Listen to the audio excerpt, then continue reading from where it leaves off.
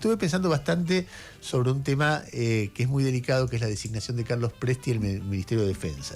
Tal vez ustedes no sepan, pero Carlos Presti es un militar y eso no ocurre desde 1983. O sea, hace exactamente 42 años que tenemos de democracia y por primera vez se designa un militar en el Ministerio de Defensa. Esto generó muchas reacciones.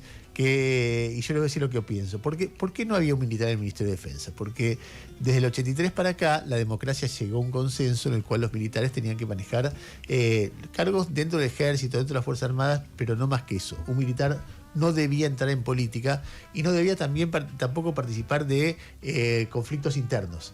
Había toda una doctrina en la época de la dictadura y previa a la dictadura que se llamaba Doctrina de Seguridad Nacional, que se elaboró en Estados Unidos, donde básicamente lo que se planteaba era que los militares que ya no había guerras convencionales entre países, sino guerras internas de los países, y que había ejércitos irregulares, guerrillas, que afectaban la estabilidad política o la seguridad continental, y entonces los ejércitos tenían que dedicarse a la represión interna. Y de ahí surge los ejércitos trabajando ante la dictadura, con campos de concentración, bueno, todo lo que pasó en nuestros países. Cuando viene la democracia genera un consenso diciendo, bueno, esto se terminó, los militares tienen que manejar el ejército y las Fuerzas Armadas, no ocupar cargos políticos, y además tienen que ocuparse de las fronteras. Internamente hay fuerzas de seguridad que se pueden realizar. Y corrieron los militares de la política. Quien vea la historia argentina, en ese momento todos leíamos, o muchos leíamos, libros que tenían que ver con lo que fue entre 1930 y la vuelta a la democracia, 50 años, donde los militares eran un poder que condicionaba la democracia. Entonces la idea era, saquémoslos de ahí para que los militares puedan ser militares, o sea, empleados del Estado que se ocupan de la defensa nacional. Lo que era habitual, o cada tanto había ministros de defensa que eran militares, eso dejó de existir. Y bueno, eso Milei lo revierte designando a este señor Carlos Presti. A ver, entonces yo trato de pensarlo con la menor cantidad de prejuicios posibles. Y le voy a decir las cosas que estuve pensando. Yo pensaba, bueno, pasaron 50 años, fueron 50 años de injerencia, ahora pasaron 50 años de no injerencia. Un militar de hoy no es igual que un militar de ayer, no hay doctrina de seguridad nacional. Hay un argumento por el cual uno puede decir, che, si un abogado o un político o un ingeniero puede ser ministro de Defensa, un militar también puede serlo, ¿no? No hay por qué tachar a un militar suponiendo que va a querer hacer una dictadura o una represión cuando no hay ningún elemento objetivo para que sea eso. Claro, en el medio pasa que hay toda una historia, hay sensibilidad, hay víctimas. Ayer la escuchaba Estela de Carlotto decir, che, para mí es una afrenta que hagan eso. Y eso se resuelve muy fácil. Que Carlos Presti diga, miren, yo soy un tipo democrático, la dictadura militar me pareció un error, que de repente le invita a tomar un café a Estela de Carlotto, y entonces esos prejuicios, y vas caminando a una situación de más normalidad que antes incluso, donde el militar que elige el gobierno es un militar que se expresa democráticamente y muy categórico respecto de esto. Y entonces, por un lado, se termina con un prejuicio, el prejuicio de que todos los militares están de acuerdo con la dictadura, y al mismo tiempo con el prejuicio de que un límite, que los militares, como son militares, no pueden acceder a algunos lugares. Entonces vos decís, bueno, fíjate qué bueno sería para la democracia que se resuelva este conflicto de esa manera. El problema es que no se resuelve de esa manera, porque en el mismo momento que está planteando esto, vos estás Milei o el gobierno no votando o votando en contra de una resolución de la ONU contra la tortura, y al mismo tiempo tenés un tipo que cada vez que habló de lo que fue la década del 70, habla casi reivindicando la represión ilegal. Entonces, cuando uno mira esto, dice, che, ¿a qué estamos jugando?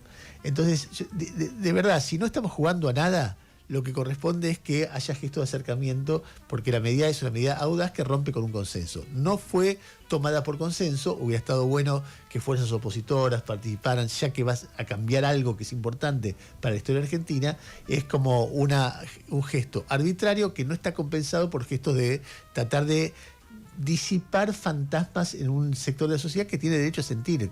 A ver, yo voy a ser completamente franco. Cuando Cristina designa a Milani, que no fue ministro de Defensa, fue jefe del ejército, y Milani empieza a hablar de su ejército como el ejército popular, o sea, el ejército que responde al gobierno, yo miraba eso y digo, no, ¿qué están haciendo? Están politizando el ejército. De hecho, Milani ayer salió a respaldar la designación. No es casualidad, porque él cree que los militares pueden ocupar lugares muy importantes, y fue el último jefe del ejército de Cristina.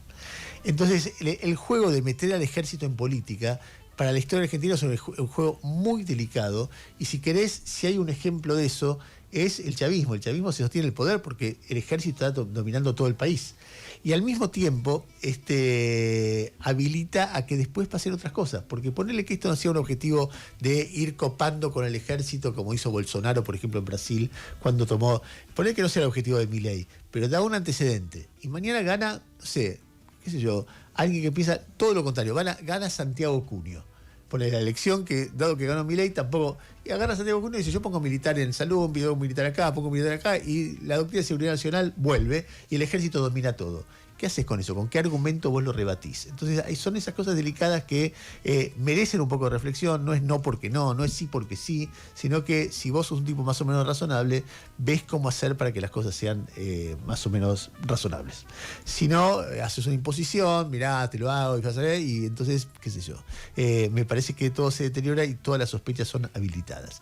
Dicho esto, Noé Barral Grijera, la, digamos, chiquitapista, Noé Barral Grijera tiene un montón de noticias. Dale, Noé.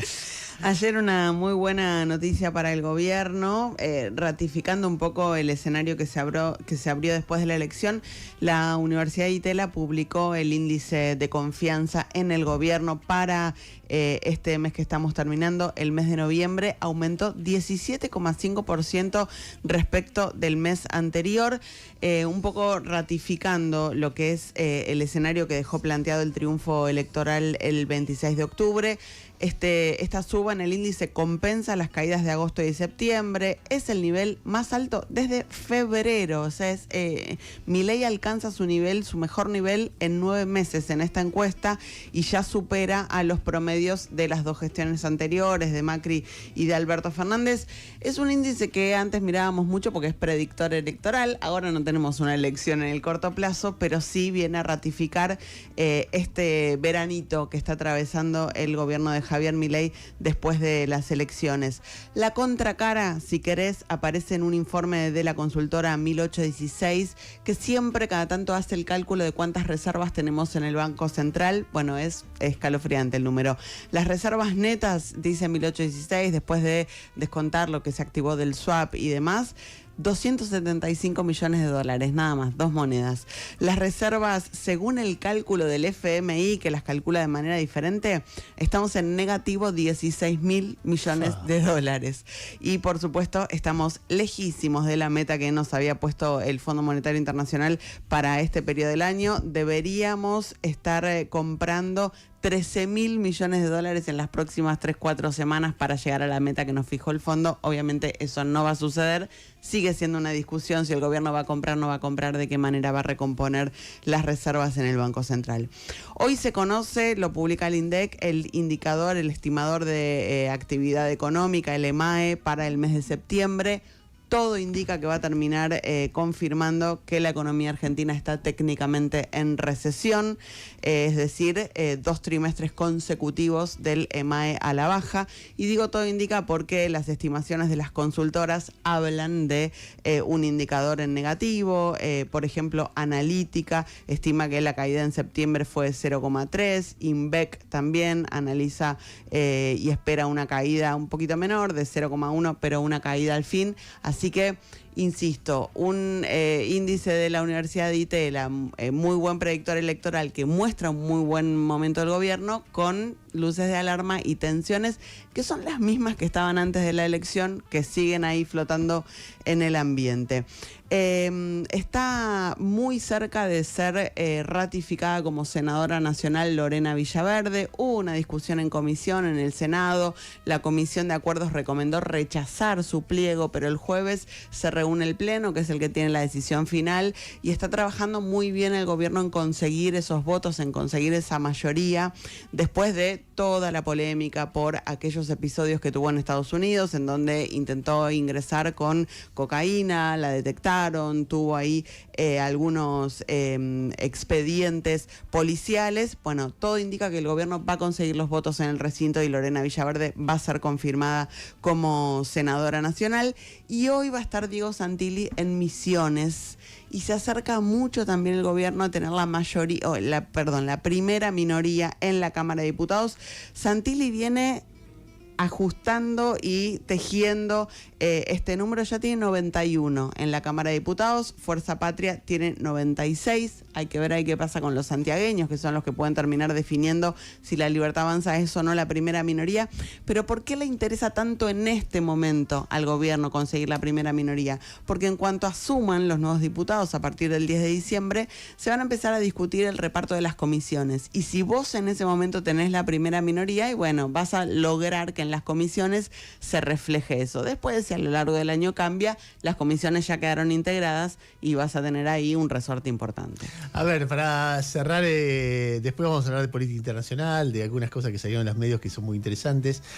Para cerrar todo el tema del fútbol, simplemente contar que como platense soy consciente de el drama que se está viviendo en La Plata en este momento, porque Estudiantes está metido en toda esta historia de la pelea con el Chiquitapia y toda esta historia que es de una tensión enorme y se juega mucho la identidad de la gente con esto. Entonces, nada, la bronca frente a una injusticia, el seguimiento de Verón como un líder mítico y todas esas cosas. Pero por otra parte, Gimnasia ayer ganó en el cuarto de final. Inesperado. Le ganó bien a Unión de Santa Fe. Y entonces Gimnasia tiene la posibilidad de ser campeón otra vez por primera vez en su historia, con lo cual en la otra mitad de la ciudad, que nos odiamos profundamente, está con esa... Existe la chance, si los dos equipos ganan el partido que viene, que una de las dos semifinales sean Estudiantes Gimnasia, en la cancha de Gimnasia. Estudiantes con lo que viene... Gimnasia tiene un problema en esto, que juega contra Barraca Central. Claro. Entonces, entonces tiene que ganar el equipo de Chiquitapia, que también tiene posibilidad de ser campeón, porque si el equipo de Chiquitapia gana en esta, y Estudiantes juega contra Central Córdoba, puede ser que una semifinal sean dos equipos del Chiquitapia, Barraca Central contra Central Córdoba, y uno de ellos vaya a la final contra Boca, Racing, Lanús, o me falta otro equipo ahí dando vuelta. Boca, Racing, Lanús ¿con quién juega? Lanús juega el miércoles. ¿Contra quién? Vamos a ver. Bueno, no importa, lo que digo es, nos está faltando ahí uno, después lo hablamos, pero bueno, todo eso le da un... Tigre. Con Tigre, le da todo una tensión a lo que viene, que es realmente, si fuera solo futbolística sería divertidísimo. Yo claro. Veía Gimnasia Unión, o veía, y todos los hinchas Estudiantes hinchando por Unión, y veía Boca Racing, y tengo amigos, River Racing, amigo de River Racing, pensaba, pucha, si estuviera Jairo, ¿cómo lo gastaría que perdió? Y Alfredo Sayal le mandé y Sebastián, o sea, tanta gente que uno conoce, es que es divino el fútbol, querida. Pero claro, si se meten ahí y lo rompen, te da bronca también. Bueno, 8:54. Quiero decir algo, River también le dio la espalda al torneo. Además de Estudiantes, River le dio la espalda al torneo. Como estamos, con el cuchillo entre los dientes, del 2018 estamos esperando este momento.